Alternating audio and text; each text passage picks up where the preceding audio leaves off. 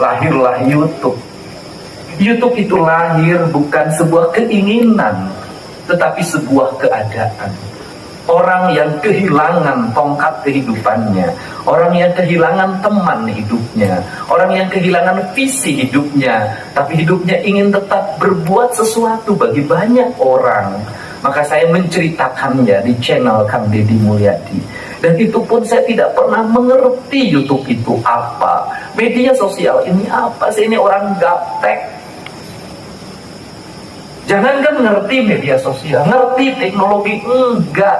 Jadi kalau teman-teman, kalau saya menjawab cukup hatur nuhun, rahayu, kalimatnya tidak panjang, paling hanya 2 kalimat karena saya ngetiknya nggak bisa terlalu lama. Saya bikin jempol atau orang nangis aja nggak bisa. Saya hanya, makanya sering banyak telepon. Kalau telepon saya bisa mencurahkan, kalau nulis panjang saya nggak mampu.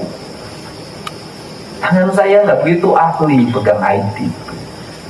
Maka Jay mengatakan, Bapak kan sekarang sendiri Pak, nggak ada kegiatannya.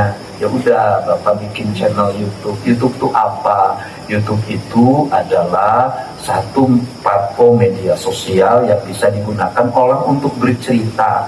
Aku harus cerita apa, Jay?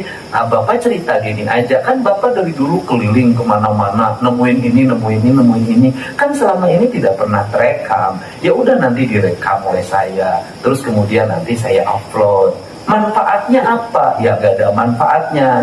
Tapi ada biayanya yang bisa didapat oleh Bapak. Bisa bilang ada yang nontonnya, enggak. Ya coba aja. Begitu dicoba ternyata sehari 2.000, besoknya 2.000. 3 bulan setelah itu sudah bisa dapat sesuatu. Saya juga sampai bingung, ini bener nggak duitnya? Bener Pak, ini asli. Dan duitnya nggak mau saya belanjain, tuh diambil dabang, itu takut bohong. Saking saya nggak ngerti. Kemudian platform itu berkembang dan saya berjalan saja sehingga udahlah, saya bilang udah cukup tuh, ada tukang kamera aja ikut saya.